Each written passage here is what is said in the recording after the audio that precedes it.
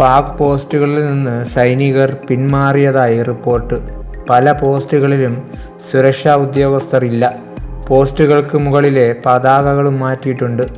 India തിരിച്ചടിക്കുമെന്ന റിപ്പോർട്ടുകൾക്ക് പിന്നാലെയാണ് പോസ്റ്റുകൾ ഒഴിഞ്ഞത് എന്നാണ് നിഗമനം.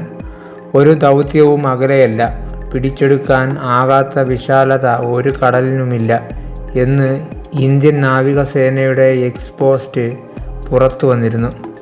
ഇന്ത്യയുടെ ആക്രമണം ഏതു സമയത്തും ഉണ്ടായേക്കാവുന്ന ജാഗ്രതയിലാണ് പാകിസ്ഥാൻ.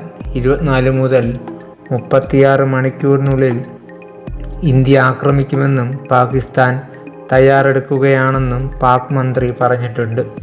അതേസമയം പഹൽഗാം ഭീകരാക്രമണത്തിന് ഭീകരർ ഉപയോഗിച്ചത് ചൈനീസ് വാർത്താവിനിമയ സംവിധാനമെന്ന് NIA കണ്ടെത്തി.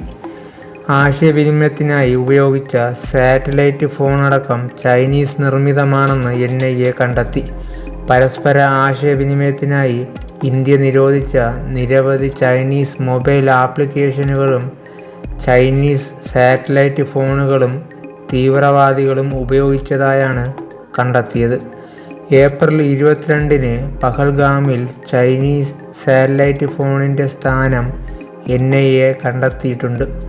തീവ്രവാദികൾ എങ്ങനെയാണ് ഇന്ത്യൻ ഏജൻസികളെ കബളിപ്പിച്ചതെന്ന് ആശയവിനിമയം നടത്തിയെന്ന അന്വേഷണത്തിലാണ് ചൈനീസ് നാഷണൽ സ്പേസ് ഏജൻസിയുടെ ഉപകരണങ്ങളാണ് ഭീകരവാദികൾ ഉപയോഗിച്ചതെന്ന് കണ്ടെത്തിയത്.